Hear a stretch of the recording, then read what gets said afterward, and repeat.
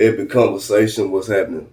Y'all already know what the topic is. So every conversation is about revealing the truth to my people, to the world about the Bible and what it is, its purpose and what it was written for, and just showing you how you've been deceived, how everything that you have been taught, uh, especially if you're a Christian, about the Bible and about God is completely backwards. So my purpose in bringing these videos is to bring it to you. So I've been starting from Genesis chapter 1 and going through the book in order, breaking it down, breaking it down for you, the meaning of these stories and everything that's going on. And so far, we done got all the way up to Abraham. So if you haven't been watching, hey man, you got to go back and watch the other videos and get caught up. But right now, I'm on the story of Isaac. And what I've been doing is going through each story in order in the Bible, showing you how these people are really worshiping Satan and how Satan calls himself the Lord. And that's why they are doing the things that they're doing. They are practicing deception. I showed you how Abraham was pimping on Sarah and told two different kings that she was his sister and came up off of that. First king took Sarah in. The second king is said that the Lord caused them to have diseases and couldn't have children or whatnot. So we're going to see here in the story of Isaac that he does the same thing. And so I'm trying to demonstrate that Isaac is worshiping the same being that Abraham is, who called himself the Lord. Well, who's called the Lord in the Bible. Let me make that clear. And that Isaac is indeed worshiping the same being, and that they're going to practice some deception. Also, I'm going to point out to you that the Lord appeared to Isaac as well. So this is after Abraham dies, Sarah dies, and then Abraham's son Isaac. This is the story. So I'm gonna read a little bit from Genesis. I'm in chapter 25, and so bear with the reading. And we talking about Isaac now. Isaac had a wife named Rebekah. Abraham sent out one of his servants. Abraham didn't want Isaac to get a wife from among the women where they lived, the Hittites or whatnot. So he sent a servant back to where he was from to bring one of their cousins for Isaac to marry. He went, found the guy Rebekah, brought her back, and they got married. So they had Jacob and Esau, and they were twins. So Isaac prayed to the Lord. This is Genesis chapter 25, verse 21. Isaac prayed to the Lord on behalf of his wife because she was barren. The Lord answered his prayer, and his wife Rebekah became pregnant. The babies jostled each other within her, and she said, "Why is this happening to me?" So she went to inquire of the Lord. The Lord said to her, "Two nations are in your womb, and two peoples from within you will be separated. One people will be stronger than the other, and the older will serve the younger." When the time came for her to give birth, there were twin boys in her womb. That's Jacob and Esau. The first to come out was red, and his whole body was like a hairy garment, so they named him Esau. After this, his brother came out, with his hand grasping Esau's heel, so he was named Jacob. Isaac was 60 years old when Rebekah gave birth to them. And it's a story. Check this story out, because this story is going to get into it. Just bear with it. I got to read this first. Genesis chapter 25. and then I'm going to break it down. You know what I'm saying? So just bear with it. The boys grew up. Esau became a skillful hunter, a man of the open country, while Jacob was a quiet man, staying among the tents. Isaac, who had a taste for wild game, loved Esau, but Rebekah loved Jacob. Once when Jacob was cooking some stew, Esau came in from the open country, famished.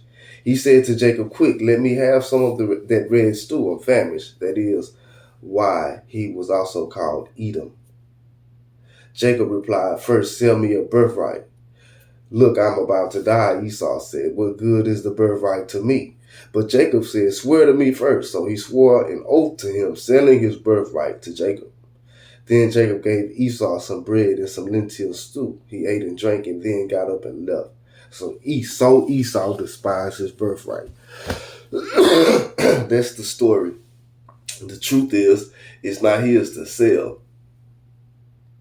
But that's kind of, you're gonna see why that's in there, as far as Esau despising his birthright or whatever, and he sold it to Jacob, right? But I'll just read it. Oh, hold up. Now there was famine, this chapter 26.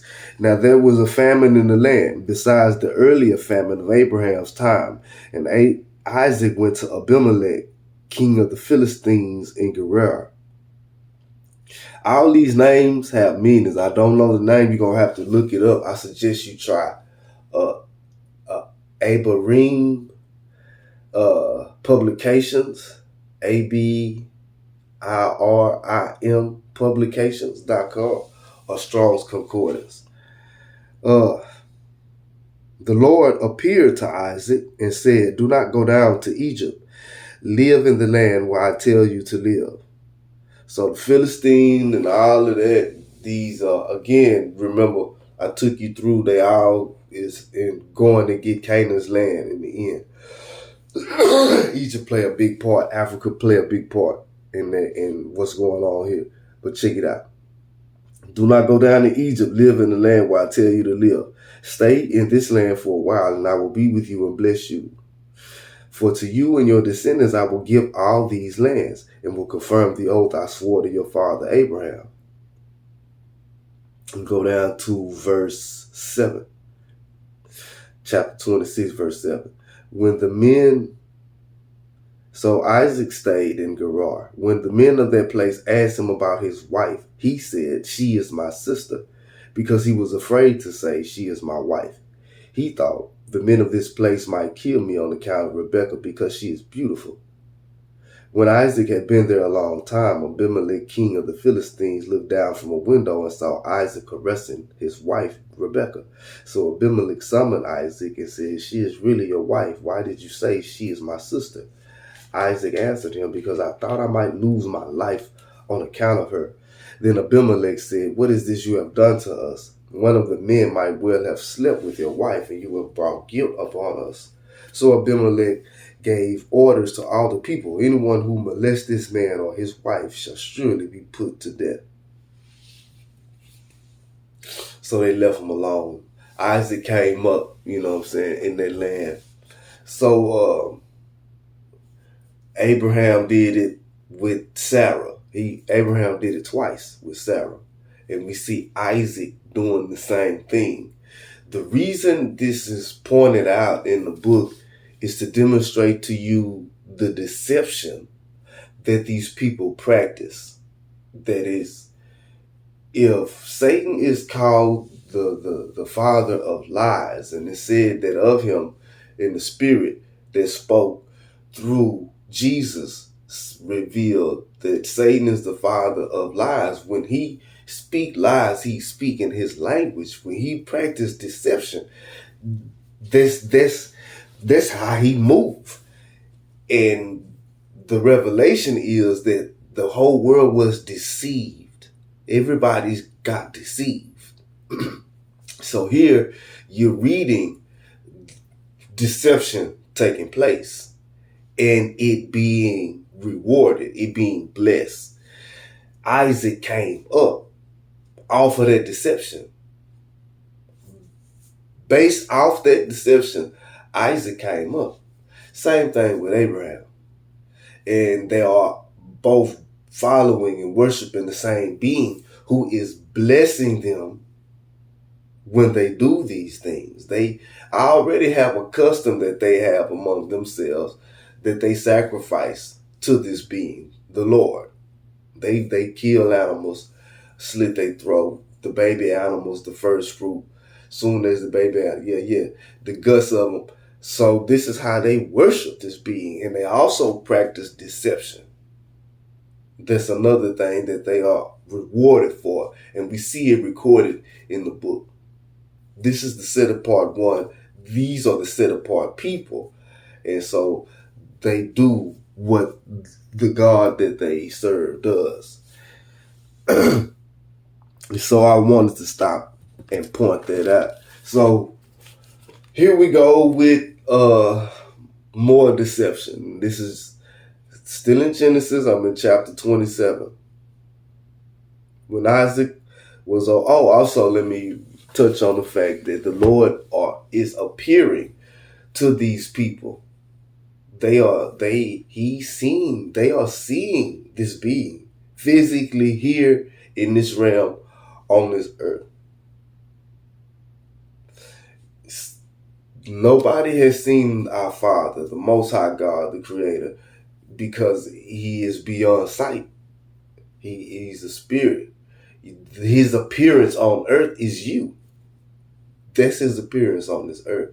And He has His ministering spirits that minister to us and aid us and assist us as we carry out the command to rule here over everything, over the animals, the grass, and the spirits that are cast here, that are sent here, that are held here, there was no place in heaven for.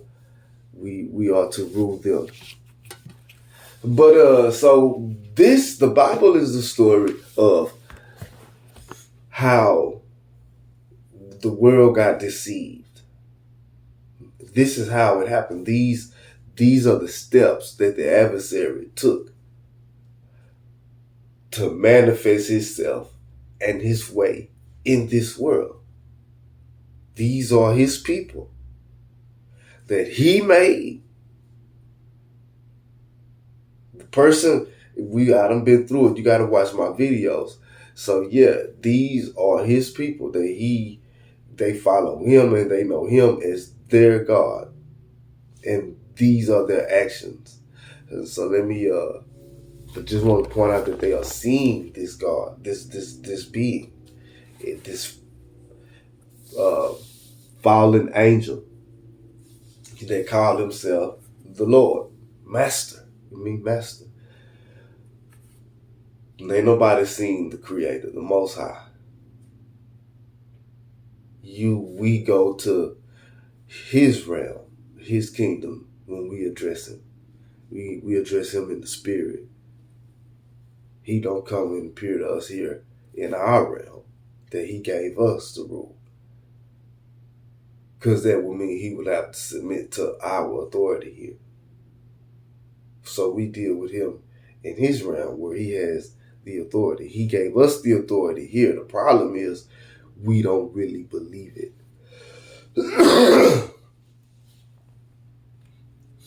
When Isaac was old and his eyes were so weak that he could no longer see, he called for Esau, his older son, and said to him, "My son." "Here I am," he answered. Isaac said, "I am now an old man and don't know the day of my death. Now then, get your weapons, your quiver, and your bow, and go out to the open country to hunt some wild game for me. Prepare me the kind of tasty food I like, and bring it to me to eat, so that I may give you my blessing before I die." Now Rebekah was listening as Isaac spoke to his son Esau. When Esau left for the open country to hunt game and bring it back, Rebekah said to her son Jacob, "Look, I overheard your father say to your brother Esau, Bring me some game and prepare me some tasty food to eat, so that I may give you my blessing in the presence of the Lord before I die. Now, my son, listen carefully and do what I tell you. Go out to the flock and bring me 2 choice young goats so I can prepare some tasty food for your father, just the way he likes it. Then take it to your father to eat, so that he may give you his blessing before he dies. Jacob said to Rebekah, his mother, but my brother Esau is a hairy man, and I'm a man with smooth skin. What if my father touches me? I would appear to be tricking him and would bring down a curse on myself rather than a blessing. His mother said to him, my son, let the curse fall on me. Just do what I say. Go and get them for me. So he went and got them and brought them to his mother, and she prepared some tasty food just the way his father liked it. Then Rebekah took the best clothes of Esau, her older son, which she had in the house, and put them on her younger son Jacob. She also covered her son Jacob's covered his hands and the smooth part of his neck with the goat skins. Then she handed to her son Jacob the tasty food and the bread she had made. He went to his father and said, my father. Yes, my son, he answered. Who is it? Jacob said to his father, I am Esau, your firstborn. I have done as you told me. Please sit up and eat some of my game so that you may give me your blessing. Isaac asked his son, how did you find it so quickly, my son?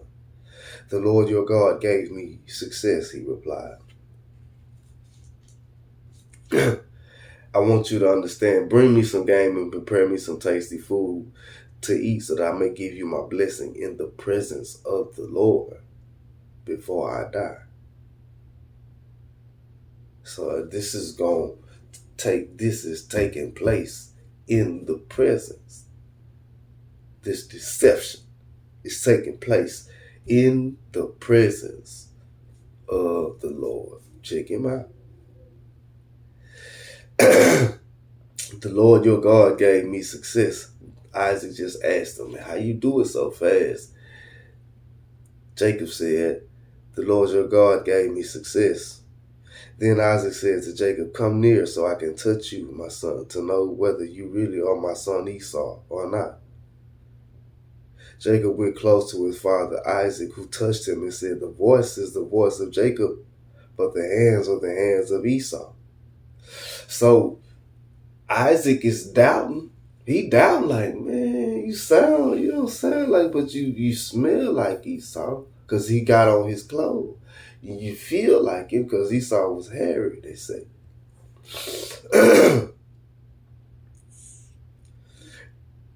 The Lord, the voice of Jacob, the hands are the hands of Esau. He did not recognize him, for his hands were hairy like those of his brother Esau. So he blessed him. Are you really my son Esau? He asked. I am, he replied. Then he said, my son, bring me some of your game to eat so that I may give you my blessing. Jacob brought it to him and he ate, and he brought some wine and he drank. Then his father Isaac said to him, come here, my son, and kiss me. So he went and kissed him. When Isaac caught the smell of his clothes, he blessed him and said, the smell of my son is like the smell of a field that the Lord has blessed. May God give you of heaven's dew and of earth's richness and abundance of grain and new wine. May nations serve you and peoples bow down to you. Be Lord over your brothers, and may the sons of your mother bow down to you. May those who curse you be cursed, and those who bless you be blessed. After Isaac finished blessing him, and Jacob had scarcely left his father's presence, his brother Esau came in from hunting. He too prepared some tasty food and brought it to his father. Then he said to him, my father, sit up and eat some of my game so that you may give me your blessing. His father Isaac asked him, who are you? I am your son, he answered, your firstborn, Esau. Isaac trembled violently and said, who was it then that hunted game and brought it to me? I ate it just before you came, and I blessed him, and indeed he will be blessed. When Esau heard his father's word, he burst out with a loud and bitter cry and said to his father, "Bless me, me too, my father." But he said, "Your brother came deceitfully and took your blessing." Esau said, "Isn't he rightly named Jacob? He has deceived me these 2 times. He took my birthright, and now he's taken my blessing." Then he asked, "Haven't you reserved any blessing for me?"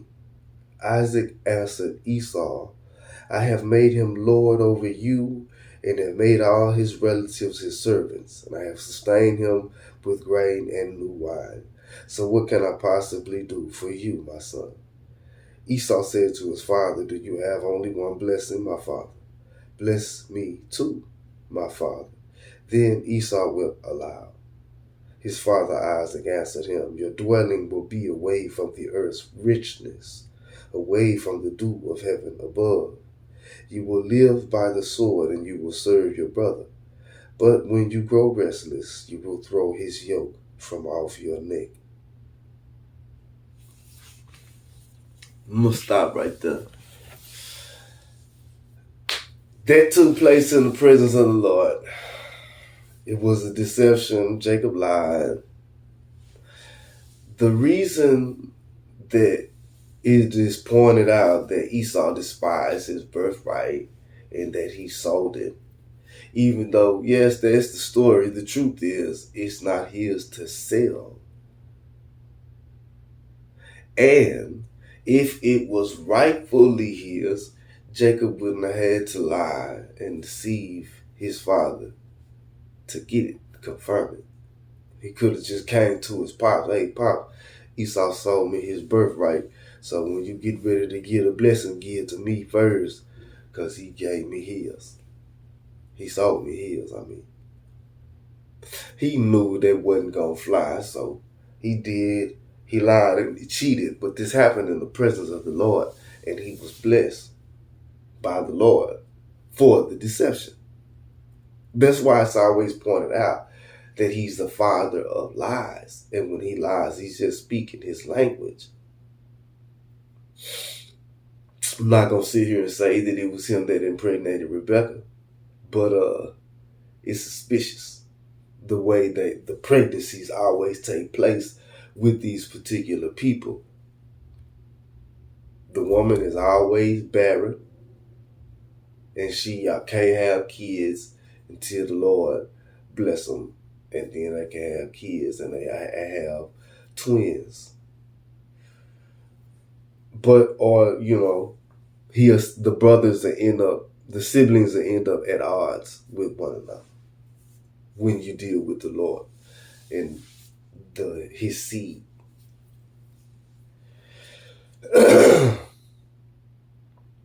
So this is just plain. I mean, he lied and he cheated, and he got blessed for it. This is to show you the nature of the being that these people worship and their nature. When they deceive and when they lie, they are speaking their language, and they have deceived many. They create illusions. They teach backwards. They are violent. Stomach steady grab. They are violent. They will steal, kill, and destroy. And the Bible is a record of their actions. We only in Genesis chapter 26, 27, and the world had already been wiped out. He came down and confused the language of the world. Now you got Abraham done pimped out Sarah, Isaac done pimped out Rebecca, Jacob done lied and tricked Isaac, steal his brother, bless him. Just putting it to you plain. And so because you've been taught backwards and been intentionally deceived into worshiping Satan, they give you whole reasons and justifications and jump through a whole lot of loops to justify You call these great men. These are great men to be followed and honored. They were destroyers and deceivers from the beginning. And the Bible records it. They went through the land deceiving and coming up after deception. And later on, you're going to see what they're going to do with. Well, I'm just going to go, I'm not going to jump too far ahead. But yeah, it's going to get real deep. It's going to get real deep, y'all. It's going to get real deep. And I just gotta make it as plain as possible that, man, listen, you've been tricked into worshiping Satan. They got you. He got you. If you can clearly see this deception, right? You can see that this is lying, and find some way to justify it. Hey, right on, go on about you. You know what I'm saying? But if you want the truth, if you can accept the red pill, hey, you've been tricked into worshiping Satan. And somehow you find a way to justify the deception and the genocide that take place in this book, that's recorded in this book, to show you who Satan is. But you got tricked into worshiping the being that was being revealed to you as your adversary. Plain and simple. I wish I had a bomb in sound effect, because it's plain. And that's why we glorify the liars and the cheaters and the most violent among us, because of the God that we serve. We've been worshiping Satan down here for a very long time, for some generations, since we got colonized. They brought with them their religion, and their religion was the worship of Satan. Another bomb.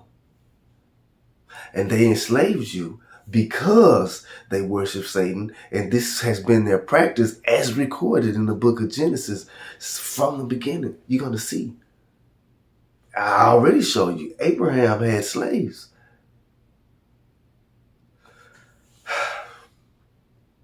They got enslaved. Let's not skip ahead. Let's stay where we at. You have been deceived intentionally and enslaved. See, the work that we're supposed to be doing is for the kingdom that we've been given, that we inherit. On this earth, we are the rulers. We have no master. We have no king, no lord. It's us. We should be working for each other. We should be working for the preservation and the maintenance of the earth. Also, we got a whole universe to explore. But because of the dominance this word as prophecy, Satan came to be worshipped in this world through this religion, through these people that came with a religion and enslaved you. And so we don't have time for the kingdom and to do the work for each other, ourselves and each other, that should be done for us to elevate as a species. We got to chase some money. We got to get some money. We got to get some money. We got to get some money. I'm just going to take it there. This is an aside. Pause.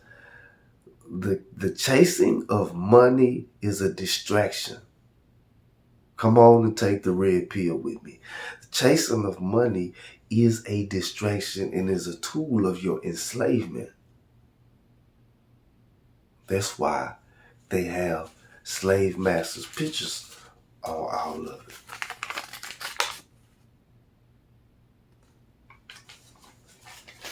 Ain't this who you work for?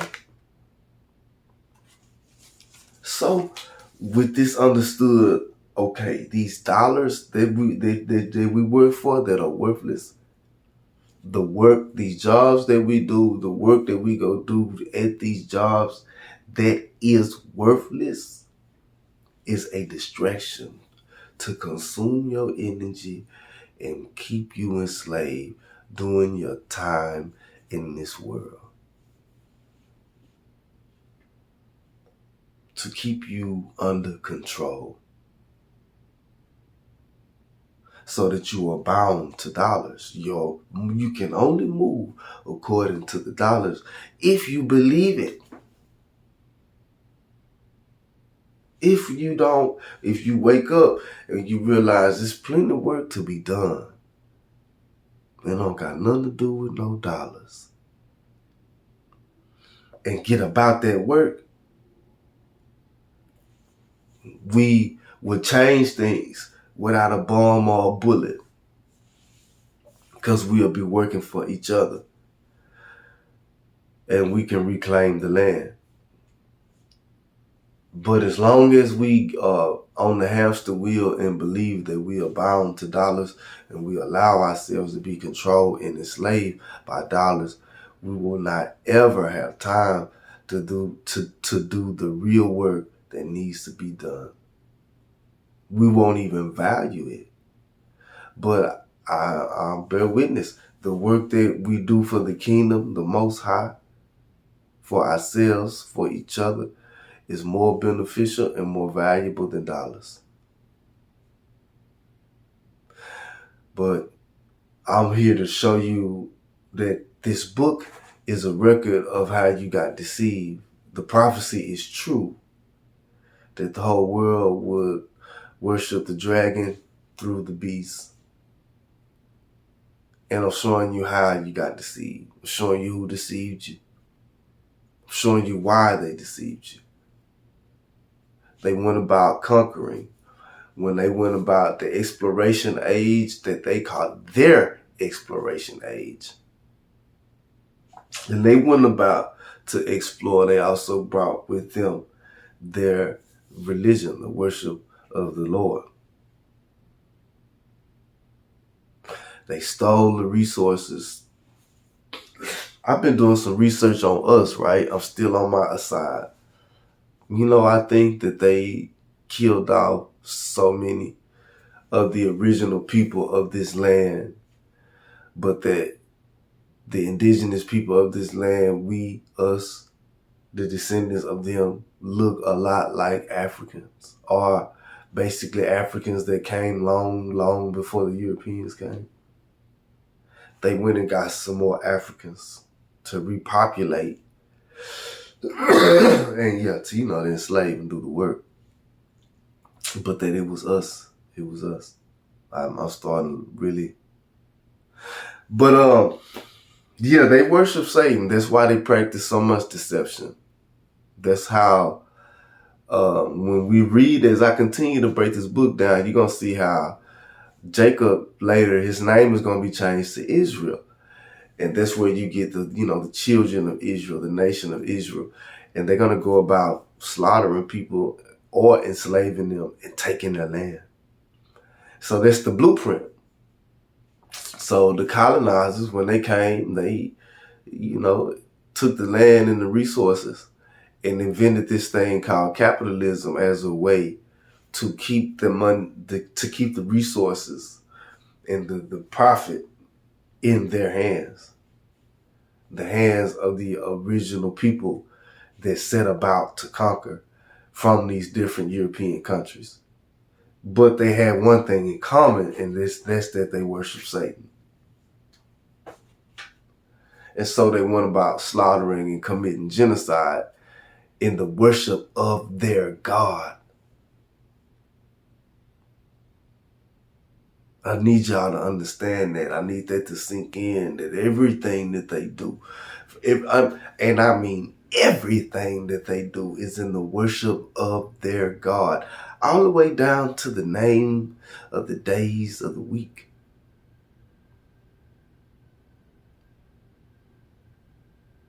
You've been deceived. How is Christianity the worship of the beast? Stated plainly, because it is the focus on the flesh and blood person and not the spirit that descended. We're dealing with the worship of the Most High. We must do so in spirit. There was a descendant that descended, and this is what spoke through this person. But the focus is put on the person because of his method of birth. Which the method of birth, the physical flesh of the person, is what makes them a beast. But the spirit that descended, that's the anointing. That's what spoke. That's what's focused on for the 3 years that are recorded in the book, is what the spirit spoke through this person. But we give the honor to the person. We think that it's Jesus that we must accept, and we don't differentiate the spirit of Christ from the person Jesus. It's two different things, two different beings. One is a spiritual being, one is a fleshly being. And to worship the flesh and put the flesh in the place of the spirit is abomination. It's backwards. It's not Jesus that you're looking for. It's not Jesus that you have to accept. It's Christ that you accept. It's Christ that you're looking for. Christ is a spirit.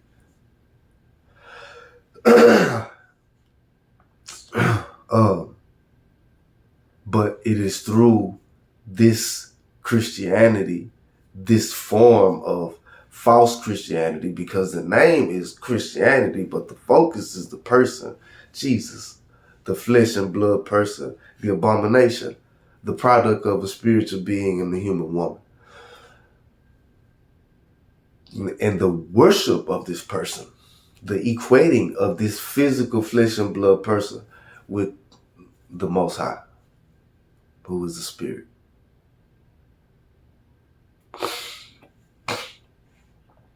Not understanding that the story of Christ, not the story of Jesus, the story of Christ is you. That's your story. It's you. What you mean? Okay. You are David, the beloved. The promises are to you. You are the one that receives the anointing. And there ain't but one you. You're the only you. So he make you the anointed one. The only one.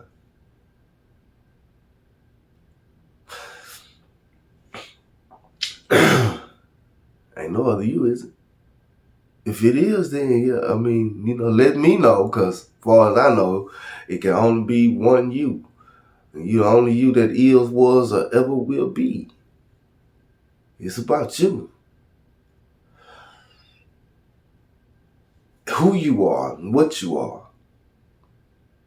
Who your father is, who your mother is.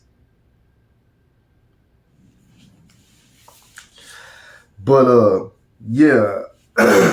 So the lies and the deception and the violence is because of the God of this world that is called the Lord and that the Bible describes. And if you worship the Lord, you worship Satan. You've been deceived into it, though. You're not a bad person. You're not an evil person. You were born into this deception. I'm here to bring some light to reveal to you that, yeah, that's their way. They deceive. Everything that come out of their mouth is a deception. It's hard for you to believe. I know. You take this red pill and your eyes open and you see how deep it really is. How demonic these people really are. Because many, untold many have been deceived But you got a whole lot that know what's up and do it willingly.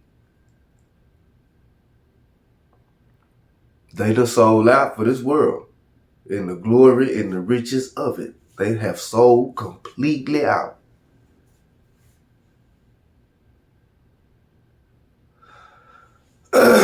They practice the deception. They use this as a tool to deceive and enslave and disarm.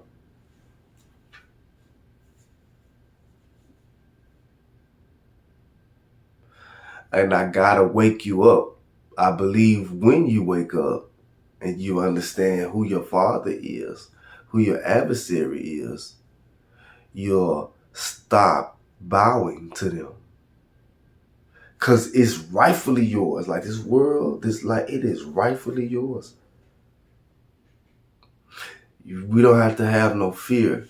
We can work for each other. We can reclaim the resources of this world, and we can develop a new system of trade that ensures everybody in the world has a roof over their head and food for the day. That way the species and healthcare, that way the species, we can focus. We got a whole universe to explore. We got infinite resources in this universe we can explore. If we can come up with ways to explore it and get there. And we can get there if we not focused on keeping a roof over our head and food in our belly that this earth produces plenty of. And we can maintain and work a standard of living. We can keep a basic standard of living for every human being and work to maintain that. Work to maintain the system of trade that ensures housing and food and health care for all human beings so we can evolve as a species. We have infinite resources in this universe. But we've been bound. We've been enslaved. They boom, bam, 1-2 punch.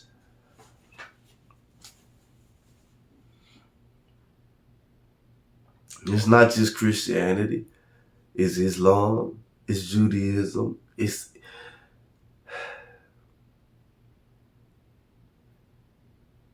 anything that causes you to give up your rulership and your ownership of yourself here. May it be a religion, a career, a belief, whatever it is. We should, a higher self should always be in charge of our actions, of our thoughts, of our words. And that's a struggle. And it's a worthwhile struggle. And one that we don't know how to fight. Because we are ignorant of the spiritual realm and how the adversary is working.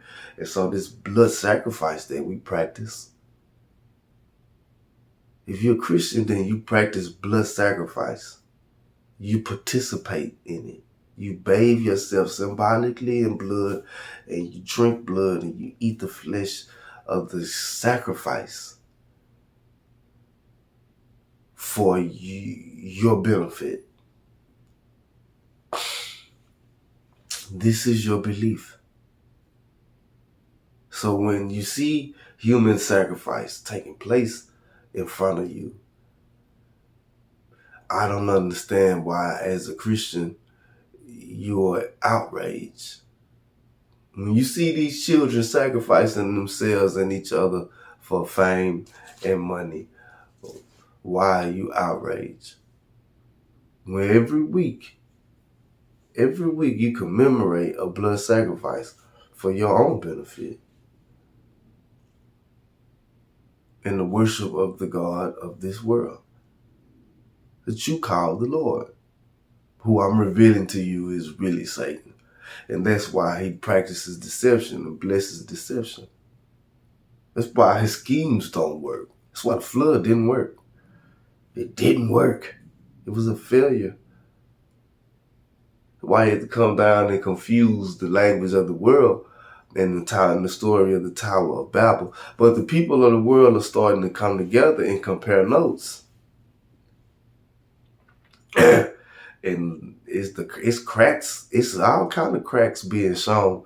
It's a big lie. They gave you a really big lie, and they got you on this hamster wheel, thinking you have to have money to survive in a world that provide for everything on it.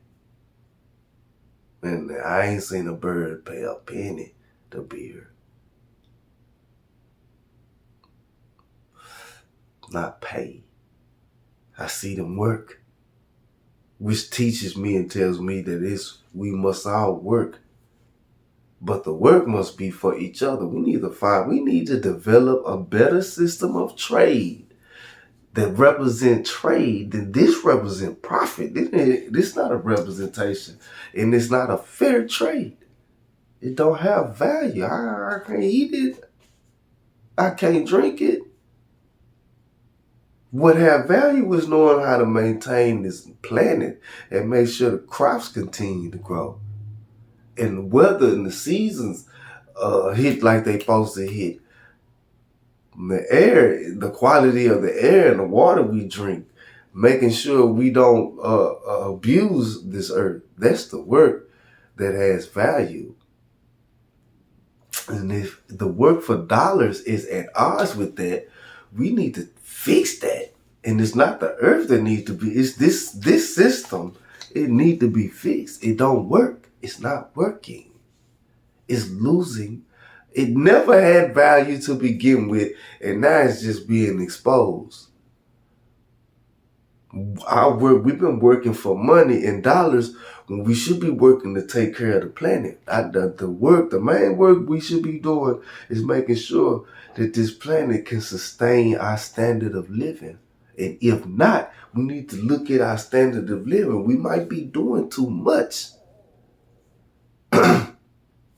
Just because we know how to do shit don't mean we should.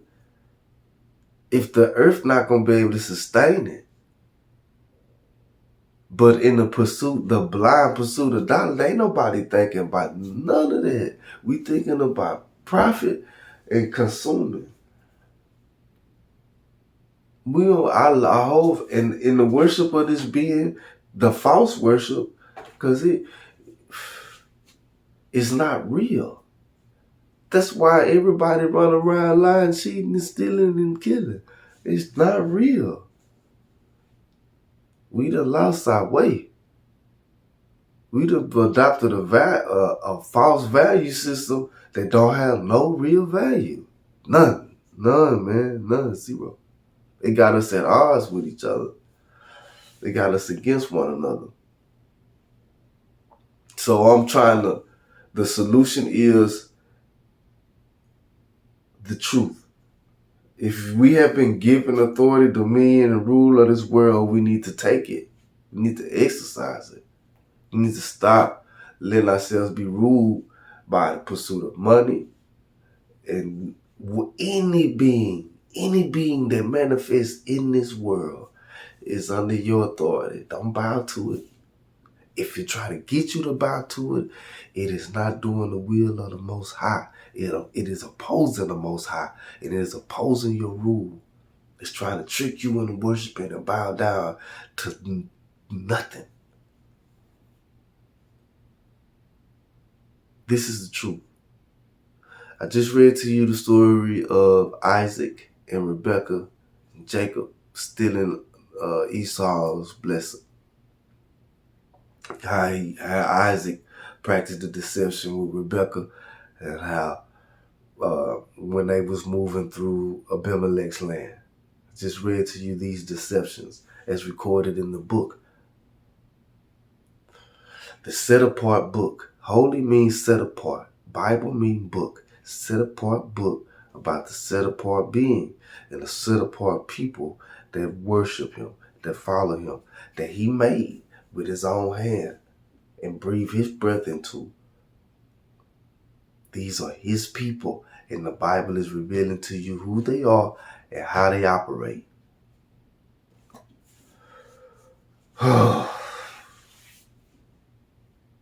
Yeah, so I ain't gonna stay long.